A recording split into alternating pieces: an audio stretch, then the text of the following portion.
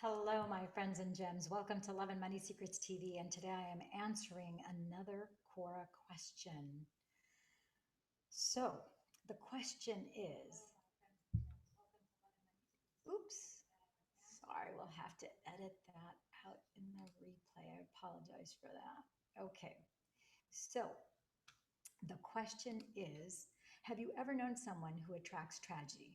First, his dog died, then his horse, then he had a car crash, and the list goes on. What is wrong with this guy? So, I already wrote the response to this Quora question. So, I'm going to go ahead and read it to you, and then I'll add a little additional commentary.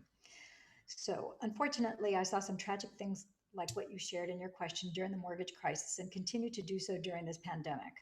I won't even repeat them at this time. However, I do know that this is a direct function of the vibrational frequency the person is at. What they're thinking and feeling are bad things all the time, and that attracts more bad things and emotions all the time. They have the bad thoughts and feelings on a repeat loop. They ultimately become addicted to that personality, temperament, and mood, and this can go on for the rest of their lives, sadly, unless they become aware that they are, in fact, not those thoughts, feelings, and emotions. I happen to be a protege of Dr. Joe Dispenza, a world known neuroscientist who has authored a brilliant book, Breaking the Habit of Being You. You Are the Placebo and Becoming Supernatural.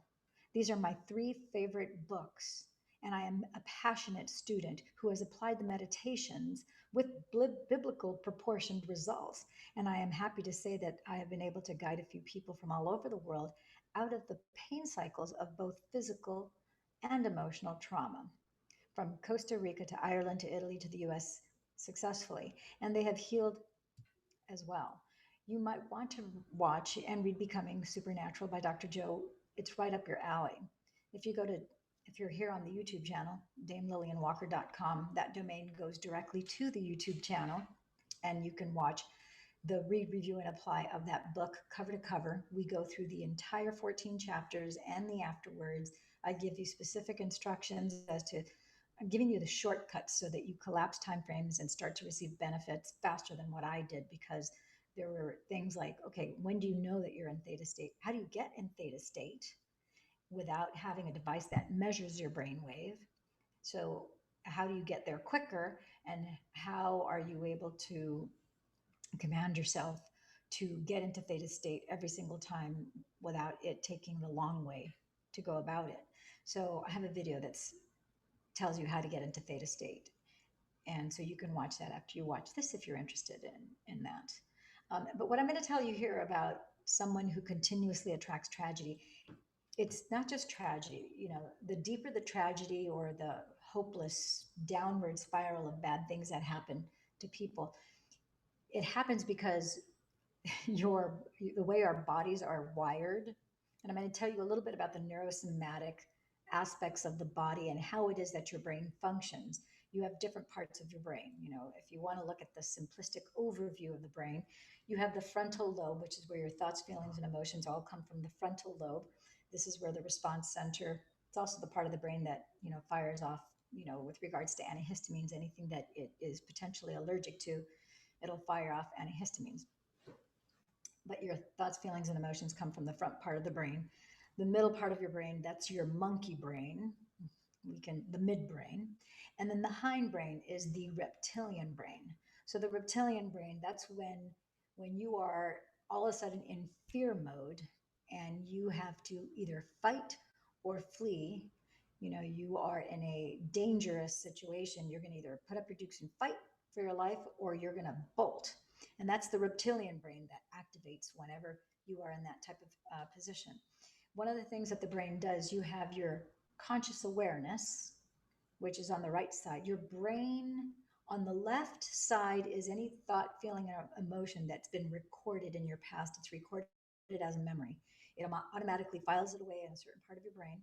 It also takes the emotions from the experience. The memory is filed in the brain, and the emotions that you felt during that experience, using your proprioceptor system, what you saw, what you heard, what you smelled at the moment of that time, what you were tasting, what you were feeling with your skin, whether it was windy, whether it was raining, whatever the environmental conditions, whether you were freezing, whether you were sweating, your body lodges that emotional response in the physical meat suit of your body in certain places. It could be high up in your gut. You might feel a gripping sensation in your chest. It might be deep in your stomach.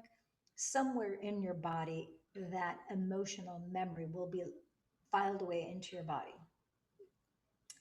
If you don't handle whatever the emotional response was to that experience, and let's say it's a negative, if it's a happy, joyous one, not a big deal.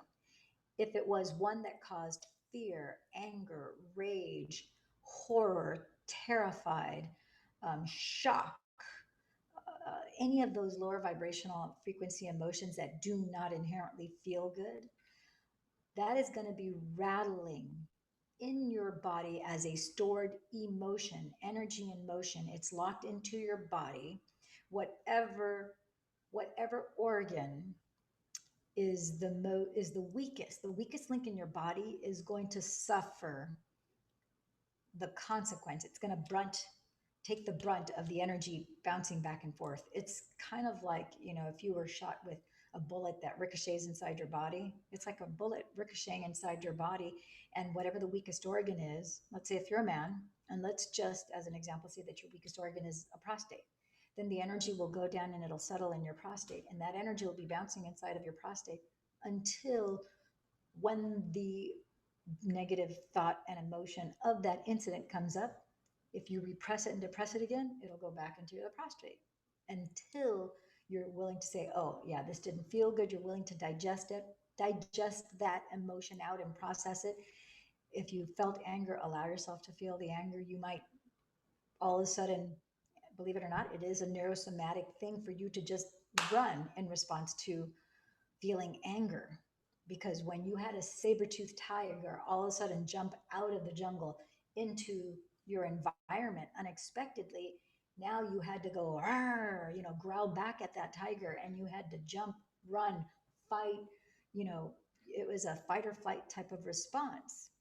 Because of that immediate physical, mechanical reaction that you had, and the verbalization of grunting and screaming and howling back at the tiger as you fought with the tiger, if you were actually spearing it to death or whatever the case might be, spearing it to death, or macheting it to death, or doing whatever your methodology was, or shooting it to death if you had a gun, then that energy was resolved in the present moment, and it's done. Then you leave and you're like, okay. Then your heart starts to go back to normal. Your blood pressure drops back down to normal.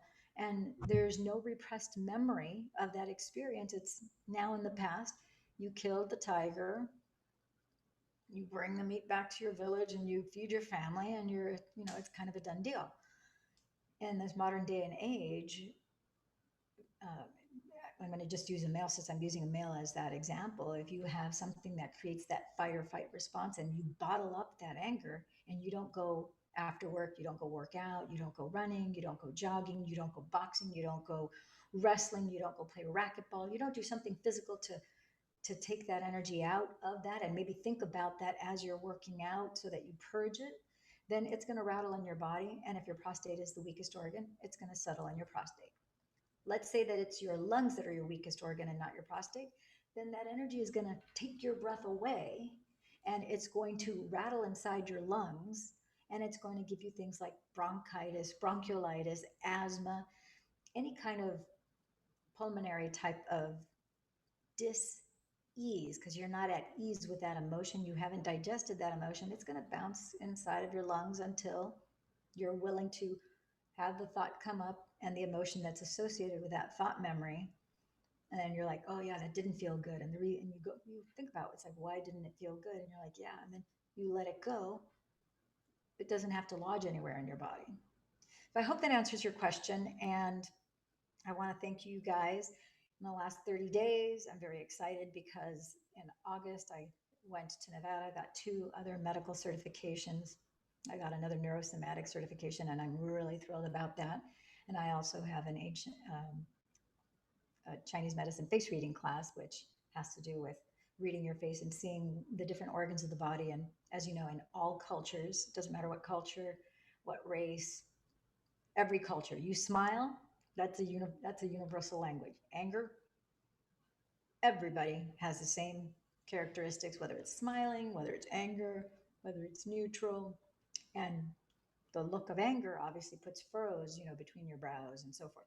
So those cause etchings on your face, and depending on where it's located on your face, it's also associated with not only meridian points in your body that are associated to organs, but it also um, it basically lets us know what kind of, depending on the coloring and all sorts of other factors, it lets us know what potential diseases and so forth there might be in the body.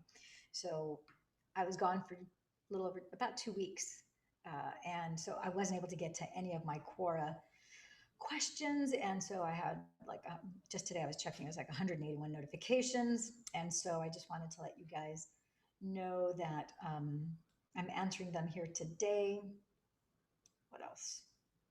And I just want to show you real quickly. I want to thank you, you guys, because thank you to you all. We doubled, even though I didn't look at Quora for over 2 weeks, we went from 6,000 to 11,500 in 30 days. So, my friends and gems, thank you, thank you, thank you. And please like, click the like button, because when you click the like button, it warms my heart and it lets the YouTube algorithm put this video to people who are looking for answers to these type of questions like this one that you've asked. And if you hit the share button, it even pushes the video out even further. Oops, oops. And thirdly, if you hit the notification button, then every time I publish a video, every time I go live, or every time I publish a video, you're going to be notified, so you're going to get your answers even faster. So thank you, thank you, thank you. And by the way, this show, we have a program sponsor. It's called NLPpower.com. We are giving away these t-shirts for everyone who makes a comment in the space below. You will be entered to potentially win a t-shirt, a lucky winner. We will announce it every Thursday. We pick the winner at random, and it's sponsored by Killer Influence Charisma, is one of the courses that Dr. David Schneider teaches through the San Diego Hypnosis Institute. If you want to know anything about NLP, hypnosis, Chinese, he's a certified Chinese medical face reader. His master trainer is the world-renowned Lillian Pearl Bridges. She is the #1 Chinese face reader in the world. She is the authority, and he is a certified master trainer with her. There's so much I can begin to tell you. He has so many degrees, so many accreditations. He's a doctor. He has a diplomat in Asian medicine. Um, he's like a first, a fourth, and a 12th degree black belt on 3 different types of martial arts. He's a Reiki energy healer, an acupuncturist, goes yada blah blah yada blah yada. If you don't know about him yet, Google his name. In fact, go to YouTube, and any video that you watch on Dr. David Schneider, it will make it's jaw dropping what he teaches, and if you implement it, it's going to blow your mind. So I have 2 doctors that I am a protege of. One is Dr. Joe Dispenza, and Dr. David Schneider is the other one. Incredible, the body of work over so many different disciplines and medical modalities, and he's dovetailed them just exquisitely. So I'm very, very humbled and honored to be able to study under him. So that's it. Thank you, my friends and gems. It's another question down. I'm just doing 1 question per video instead of having 4 or 5 to make it easier for you guys to find the answers to the questions that you post on Quora. So thank you. Tune in, tap in, turn on to DameLillianWalker.com. That takes you straight to Love and Money Secrets TV on YouTube. Okay? Ciao. Ciao for now.